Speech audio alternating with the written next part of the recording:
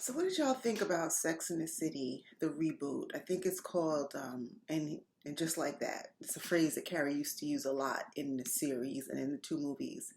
I was really looking forward to this because, like most of the world, huge Sex and the City fan. In the late '90s, early 2000s, I was a dedicated fan. Watched every Sunday. I was all in for all six seasons. Didn't love the movies too much. Well, the second movie I didn't really love too much, but still committed because I'm a fan, right? So when they said they was going to do this reboot, I was on the fence because sometimes things are just best left alone. But again, you kind of have to watch it. And because I'm such a super fan, I don't know that I'm being completely objective because I'm on the fence. So, what stood out to me? Number one is the obvious, and here's a spoiler alert. So, if you have not seen it, you should really stop watching right now because I don't want to ruin it for you, but it's such an important part of the story. I have to say it. Big dies.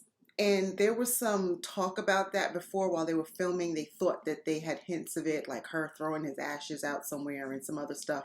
And then in the first episode, you see he's there and he's alive and their relationship seems to be going well. So you're thinking, oh, this, let me see this. Yeah. And so you're thinking that that was just some kind of a rumor. Turns out that he dies of a heart attack at the end of the first episode after working out on his Peloton. And this made me so sad. And because I love Big. Like we all know Big was not the greatest man. He didn't treat Carrie well. I mean, the first movie was all about how he did her dirty. But he's one of those characters that you just love him and you want it to work out between them because you feel like they're soulmates. So to see her lose him, I felt sadder for her because he was her happy ending. That's all she really wanted for six seasons and beyond is to be with Big. And she finally got that. And to watch him die so young, I'm imagining he's probably in his early 60s at this point, while their lives are looking like they're really great. It was heartbreaking. And I get it. It's real. These kind of things do happen. And it will make the rest of the season more interesting. A friend of mine said that. She's like, I was kind of sad to see him die, but Carrie was most interesting when she was dating and like living that life. And so she obviously can't do that if she's married. And I'm imagining that the rest of the season, she will, at some point, she'll start to date again. And that'll add to the drama and the humor of it all. Because how interesting would it be if it's just three married women running around New York City? I don't know. But that would have been the challenge. I think they could have made it interesting. But, I guess they weren't up for that. So that stood out to me. Another thing is Samantha's gone, right? And they talked about that in real life. Kim Cattrall said she wasn't going to do another movie. Understandably, she has a right to move on in her own, the trajectory of her career. She wants it to look different. And there was some personal beef between her and Sarah Jessica Parker, apparently. So she's not in it. But she is mentioned. They do talk about the fact that, her and Carrie went their separate ways because Carrie fired her as her publicist. So Samantha moved to London and she's there working and thriving apparently, and she's not responding to Carrie. And that was pretty sad because they were like sisters. And all of us women, we have these friendships that we see these women as our sisters, and when it falls apart, it hurts. So yeah, that was sad too. So that was like two deaths. It was the death of Big, it was death of her friendship with Samantha, the death of the Samantha character.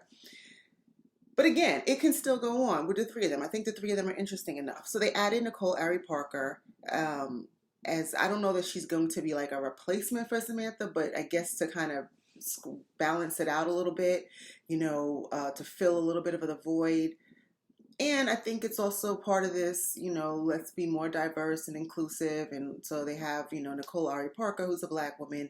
Another character is the podcast host, and she's a Hispanic gay woman. So that's, there's also that diversity piece of it.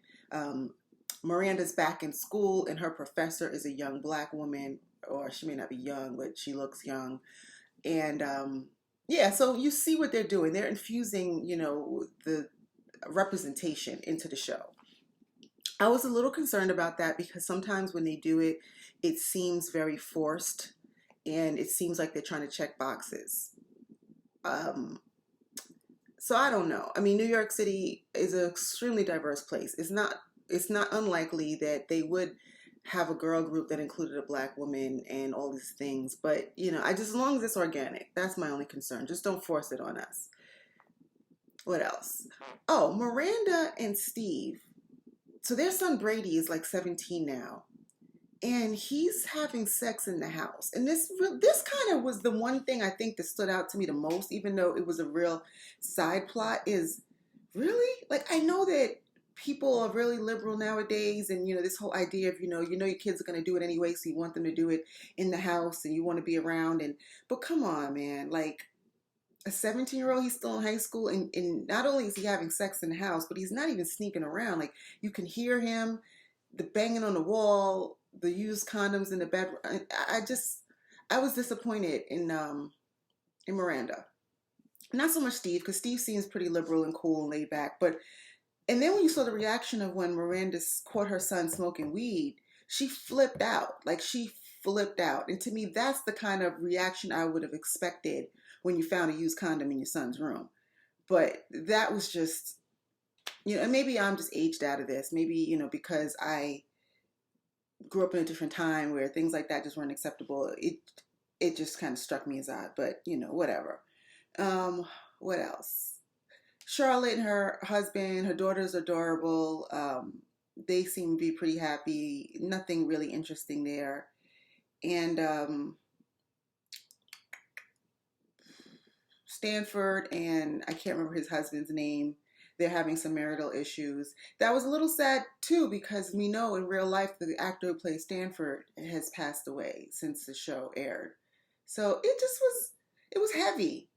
I have to say, I walked away from the episode like really in deep thought and just sad. It made me just think about like the last 20 years and all the people who you take for granted and you think are always going to be around and they're not, and how things change, So I don't know what they're going for here, and I imagine it's going to pick up, but I was a little sad and taken aback, and I will watch. I will continue to watch no matter what happens because I'm a diehard fan, but it just felt a little dark for me. So anyway, looking forward to seeing the rest of the season. Just wanted to drop in real quick and talk about this and see what you guys thought. And then we'll just watch for the rest of the season and see how it goes. All right, talk to you later.